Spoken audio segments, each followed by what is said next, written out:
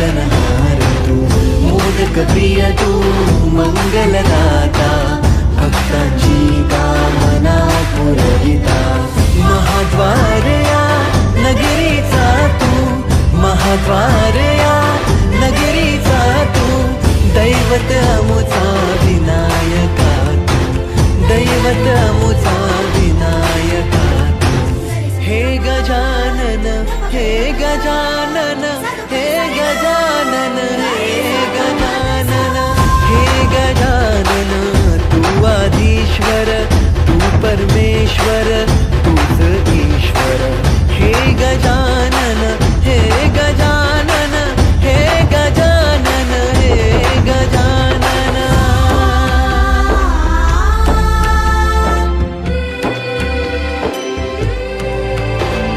हे गजानन विनायका, हे गजानन विनायका, हे गजानन विनायका, हे गजानन. हे सुख करता तू दुःख हरता बाप्पा.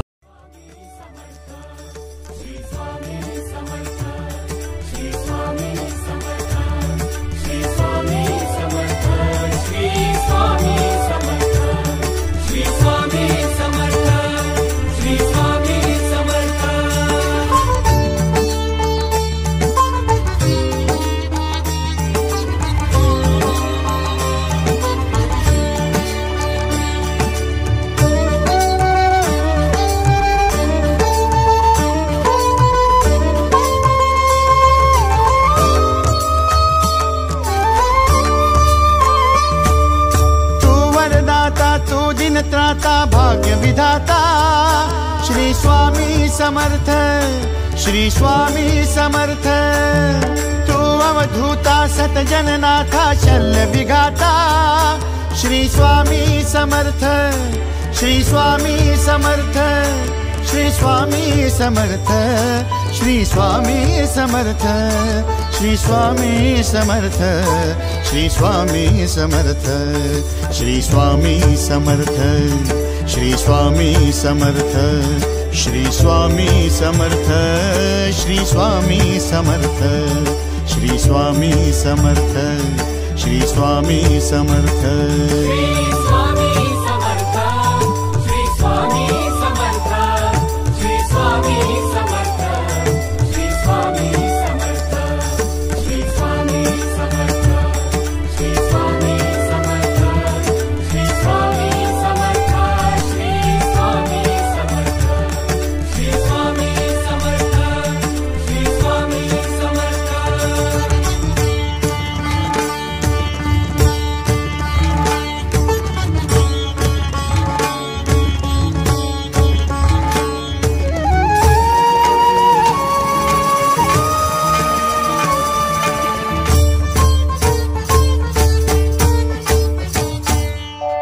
जय जय शंकर नमामि शंकर जय.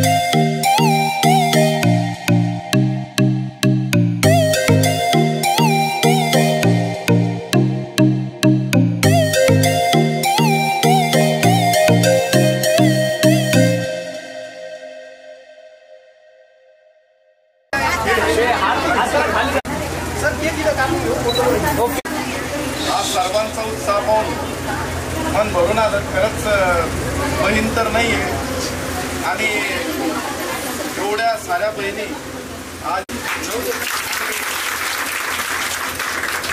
कोणी तर ती बहीण असते आणि तिचा जर एकदा डोक्यावरती हात असला तर कधीच मनुष्य मागे जात नाही, तो कायम पुढं जातो. आणि माझं सुद्धा आज जन्मदिवशी वचन असेल की माझ्या कोणत्याही बहिणीला मी मागे हटू देणार नाही आणि कोणत्याही मार्गामध्ये तिला कमी पडू देणार नाही.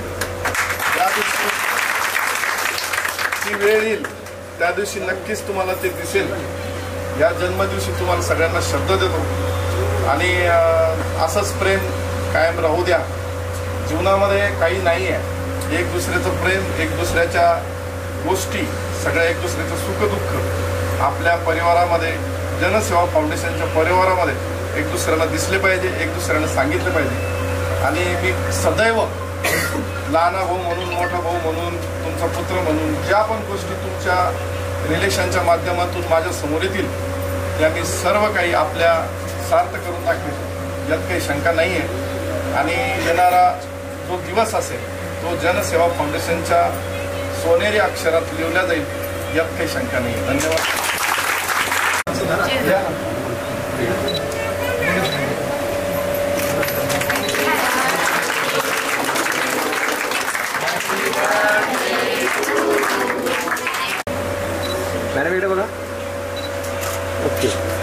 गाडी उभी होती आणि बाजूला स्टँडवरती काय येणारे जाणारे लोक सुरू होते, फेरीवाले, पाणी बॉटल, खाद्यपदार्थ विकणारे. आणि ते वयस्कर जे बसलेले होते का ते बाजूला थोडे वयस्कर होते, ते त्यांच्या खिशात हात टाकायचे, चिल्लर काढायचे. त्यांच्याकडे होते 10 रुपये फक्त, पण ते चिल्लर काढायचे, परत त्यांनी खिशात ठेवायचे. मग मी त्यांच्याकडे लक्षच देत राहिलं, का बरं असं करतात. नेमकी कंडक्टरने घंटी वाजवायला सुरुवात केली. बस स्टँड पासून धावायला सुरुवात झाली. सुरुवात झाल्यानंतर मग त्या आजोबांनी काय केलं, पेपरवाल्याला आवाज दिला. म्हटलं असं का बरं, एवढा वेळ झाला गाडी बस स्टँडवर थांबलेली होती, पण अगोदर ना आवाज देता नंतर का बरं आवाज दिला, मला प्रश्न पडला. मग पेपरवाला थांबला, धावत्या गाडीमध्ये थांबला. पेपरवाला धावत धावत पुढे आला, म्हणे मला एक पेपर पाहिजे. त्यांनी पेपर घेतला, त्याच्या हातात 10 रुपयाची चिल्लर ठेवली. आणि ठेवल्याच्या नंतर मग मला आश्चर्य वाटलं. मी त्यांना विचारलं, का बरं तुम्ही असं केलं, 10-15 मिनिटं बस थांबली पण तरी पण तुम्ही ना पेपर न घेता गाडी पुढं सुरू झाल्यावर का बरं पेपर घेतला. तर मग ते गृहस्थ काय म्हटले की काय झालं त्यात नाही का, माझ्याकडं 10 रुपये 1-1 रुपयाचे ठोकळे होते आणि त्यामध्ये माझ्याकडे 1 रुपयाचा बंदा नकली होता. मग मी जर बस थांबलेली गाडी जर असती तर मी त्याला पैसे जर दिले असते तर त्याने माझे पैसे मोजले असते आणि कदाचित माझ्याकडून पेपर वापस घेतला असता. मग ह्या कारणामुळे मी काय केलं, धावत्या गाडीत तो चिल्लर दिली त्याला. धावत्या गाडीतून तो काही पैसे जरी मोजले, त्याला जरी कळाले तर तो माझ्याकडून पेपर वापस घेऊ शकणार नाही. मग मला आश्चर्यच वाटलं. मग पुढे 10-15 मिनिटं ते त्यांच्या पेपर वाचण्यामध्ये एकदम दंग होते. मग त्यांनी काय केलं, 10-15 मिनिटांनी पेपर वाचता वाचताच मनातच हसायला लागले. मग मी असं का बरं का हसले, तर ते बाबा काय म्हटले की मला पण पेपरवाल्याने कालचाच पेपर दिला. पेपर दिला मला पण. मग असे आपल्याला जगामध्ये 1 रुपया सिक्का खोटा देणारे आणि आजचा पेपर म्हणून कालचा पेपर देणारे खूप व्यक्ती भेटतात. पण अख्ख्या खळखळत्या 1 रुपया बंद्यासारखे जे सरांचं व्यक्तिमत्व आहे असे लोक खूप कमी भेटतात आपल्याला. 1 रुपया असा खळखळता सरांचे असं व्यक्तिमत्व, सर तुमचं खरंच खूप थोर व्यक्तिमत्व आहे. आणि मग मला आश्चर्य वाटलं. म्हणजे आपण काय म्हणतो, गरुडाची झेप जर घ्यायची म्हटलं तर गरुडाचे पंख जर आपण कोंबड्याला लावले तर त्यातून गरुडाला कदाचित लावता येतील आणि वाघाचं जर कातडी कोल्याला लावली तर कदाचित लावता येईल. पण गरुडाचं जे धाडस असतं, जे साहस असतं उडण्याचं, ते कोंबड्याला उडता येणार नाही आणि जे वाघाचं धाडस असतं ते कोल्याला करता येणार नाही. असं माझं म्हणणं आहे. सर खरंच तुमचं खूप थोर व्यक्तिमत्व आहे. आणि मी तर सांगते तुम्हाला माझ्या बाबतीत एक गोष्ट, अशी आमची गत झालेली, आम्ही घराच्या बाहेर कुठं काही नाही निघालेलं नाही. आणि जसं आता एक मुलगा समजा तोत्र असला, त्याला न बोलता येणार असला तर भाषणासाठी तो उभा राहिला कदाचित, तर त्याला शब्द असे स्पष्ट उच्चार न आल्यामुळे काय होतात हसले त्याला मुलं, भरपूर मुलं हसले. त्याचं काय झालं, खचून गेला तो. त्याला वाटलं आपल्याला म्हणजे गुन्हा आहेत पण आपल्याला स्पष्ट बोलता नाही येत. मग त्यासाठी काय करायचं आता, जिद्द तर आहे मनात काहीतरी पुढं करण्याची, काहीतरी पुढं जाण्याची. मग त्यांनी काय केलं, एक निर्णय घेतला, खूप मोठा निर्णय घेतला की मी माझं एक मोठं व्यक्तिमत्व करूनच दाखवलं. मग जेव्हा त्यांनी असा एवढा संघर्ष केला त्याला बोलण्यासाठी, स्पष्ट उच्चार येण्यासाठी, रात्रंदिवस तो काय करायचा माहितीये का, तोंडामध्ये गारगोटी ठेवायचा आणि गारगोटी तोंडात ठेवून स्पष्ट उच्चार करण्याचा प्रयत्न करायचा. जेव्हा आपली जीभ आणि दात मध्ये म्हणजे संघर्षण होतं आणि हे आपल्या आता ते जेव्हा लांब होतात तेव्हा आपल्याला स्पष्ट उच्चार होतो. मग त्यांनी एवढं म्हणजे उच्चार करत करत करत त्यांनी एवढं त्याचं तोंड रक्तभंबाळ व्हायचं. मग कधीतरी त्याला स्पष्ट, कधीतरी थोडा एक दोन शब्द असे बोलायला उच्चार त्याचा यायला लागला.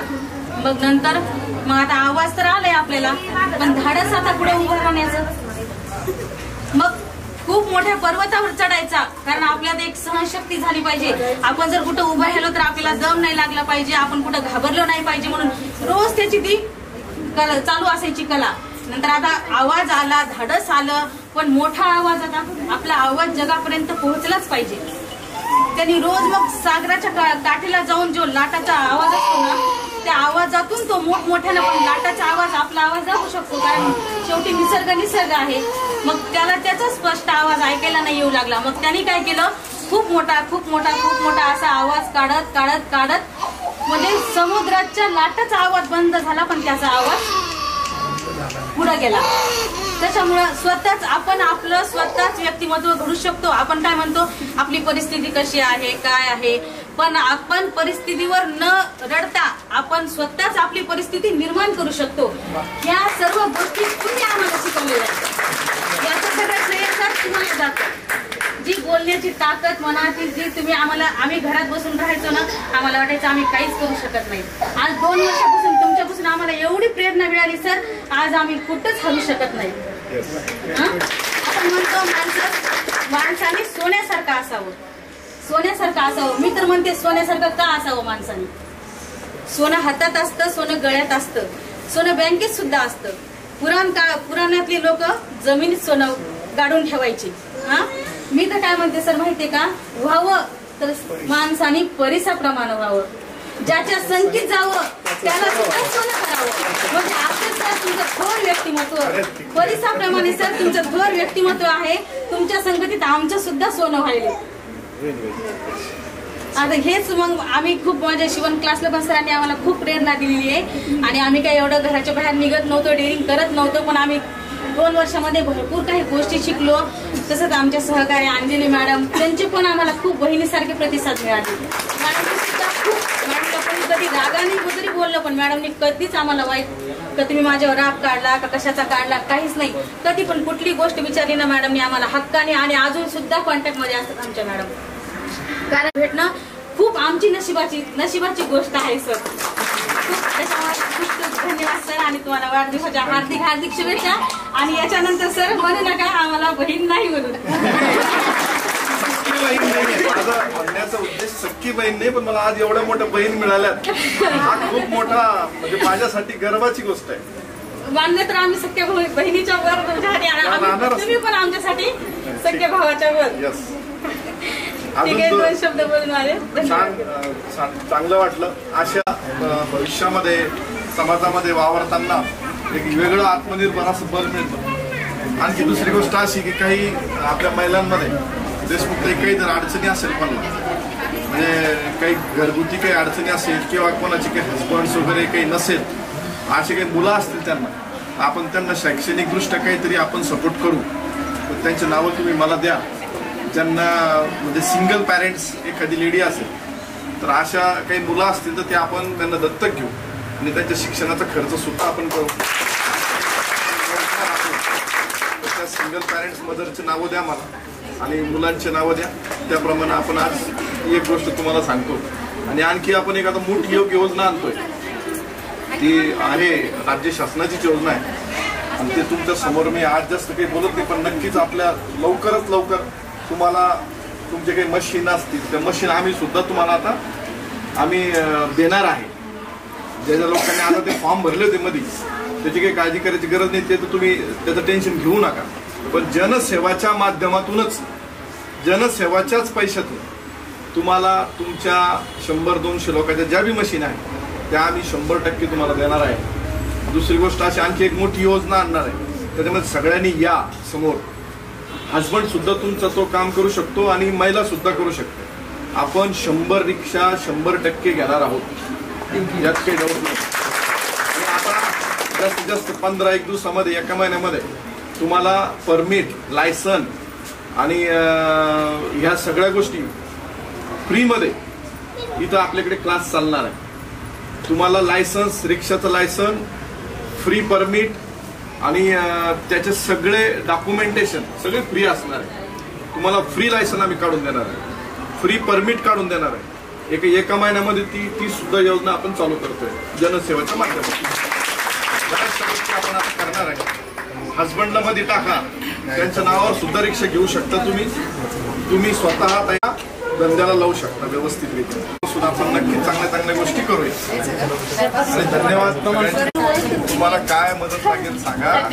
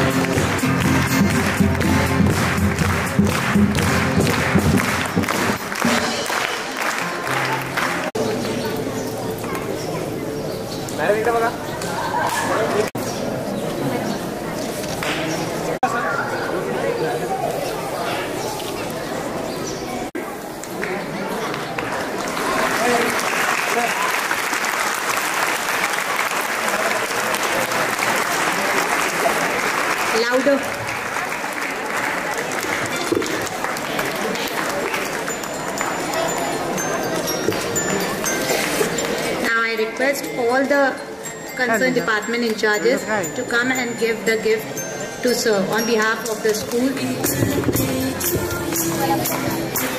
मी निलेश सरांना अशी विनंती करते की त्यांनी आमच्या स्टाफकडनं दिलेलं गिफ्ट स्वीकारावं आणि सर्वांच्या समोर दाखवावं. सर गिफ्ट ओपन करा.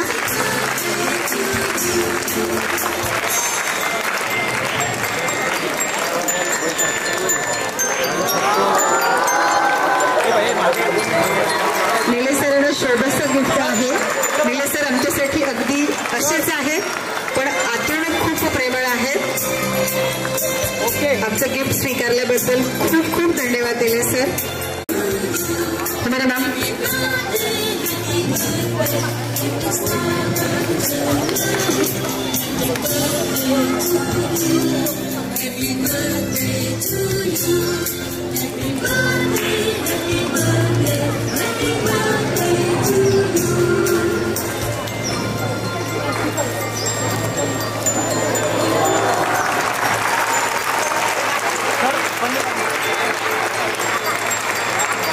जशी शोभिवंत जोडी चरणी प्रार्थना आमच्यासाठी आधारस्तंभ मार्गदर्शन.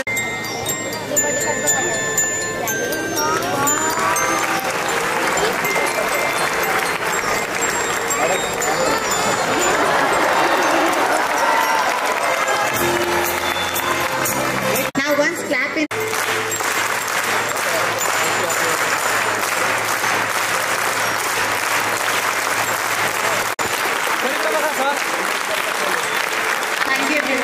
And all present here. Success do not begin with awards, but it begins with the satisfaction that we feel after achieving the goals set by us. Now it is the time to honor the talents of our young minds by presenting them with prizes by our Honorable Nilesh Sonavne sir.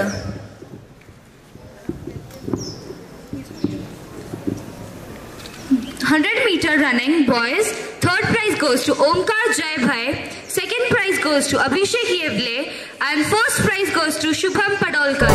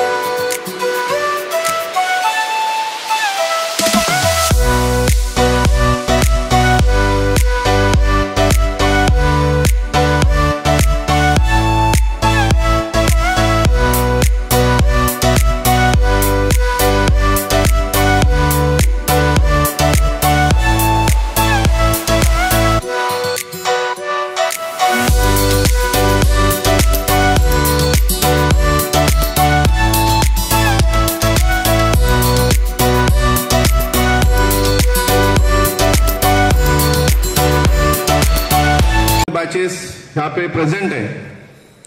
मैं आप लोगों को ज्यादा कुछ बोलना नहीं चाहता, लेकिन एक ही बात कहना चाहता हूं कि आप लोग जिस तरीके से आज अपना यहाँ पे सर यहाँ पे आने के लिए हमको क्या करना है, आज आपने आप देखा होगा इस जो अपना यहाँ पे प्रोग्राम हुआ, इस प्रोग्राम के अंदर जिस टाइम आप पूरा ध्यान करेंगे, पूरा आगे बढ़ने के लिए आप सोचेंगे कि मुझे ये पारितोषिक चाहिए, मुझे बख्शिश चाहिए, मुझे मेरा वो गोल है और वो मुझे पक्का लेना है, तभी जाके आप आगे बढ़ सकते हो। किसी ने भी डरने की बात नहीं है।